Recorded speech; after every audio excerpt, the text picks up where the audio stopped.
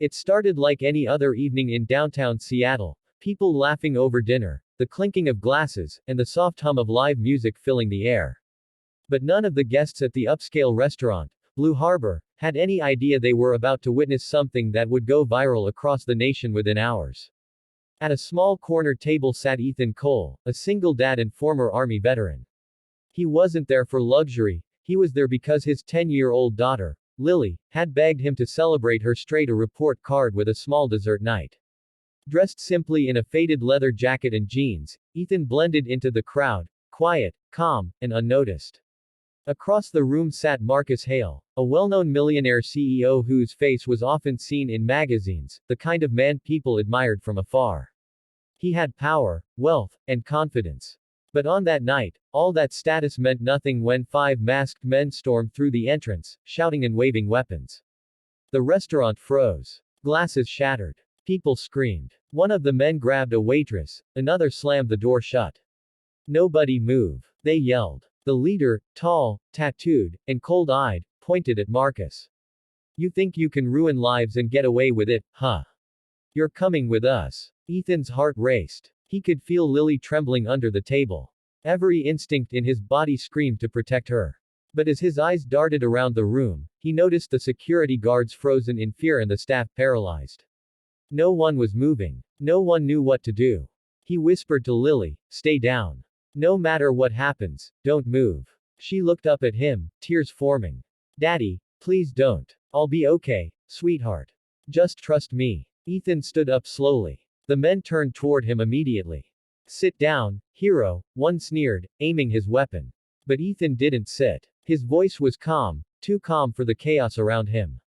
"You don't want to do this," he said softly. "Walk away now, and you'll still have a chance." They laughed. The leader barked, "Who are you supposed to be, Captain America?" That's when Ethan moved, fast, fluid, controlled.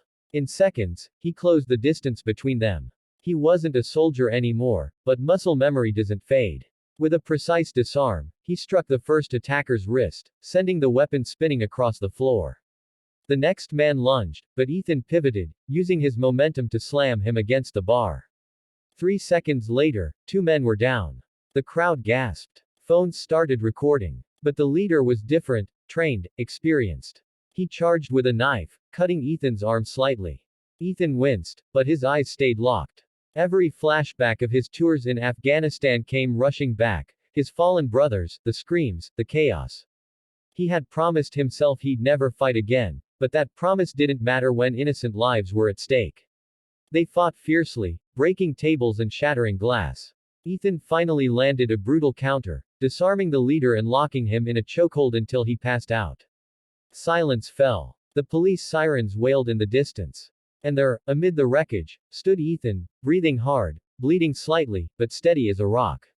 Lily ran to him, hugging his waist tightly. He bent down, brushing her hair aside. "You okay, kiddo?" She nodded through tears. "You saved everyone, Daddy." Marcus Hale approached, shaken but speechless. You just saved my life.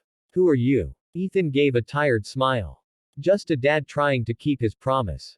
The footage hit social media before the police even arrived. Millions watched as the single dad veteran hero trended across every platform. Interviews followed, and news anchors replayed the moment again and again. But when asked for fame or reward, Ethan refused. "I didn't do it for recognition," he said. "I did it because sometimes the world needs people to step up when no one else will." A few weeks later, Marcus visited Ethan's modest apartment. He found Lily doing homework at the kitchen table and Ethan repairing an old chair. "I've been thinking," Marcus said. "Men like you deserve better. How would you feel about running my new security division?" Ethan hesitated. "I don't want charity." Marcus smiled. "This isn't charity. It's respect." That day marked the start of a new chapter, not one filled with danger, but with dignity. Ethan used his skills to train others, providing jobs to veterans who felt forgotten. He built something meaningful again, a second mission, this time at home. And every night before bed, Lily would look up at him and whisper, "You're my hero, Daddy." Ethan would smile and reply, "No, sweetheart. I'm just a man who didn't give up." So, if you're watching this right now, remember, heroes aren't always in uniform. Sometimes, they're sitting quietly in the corner, just waiting for the moment they're needed most.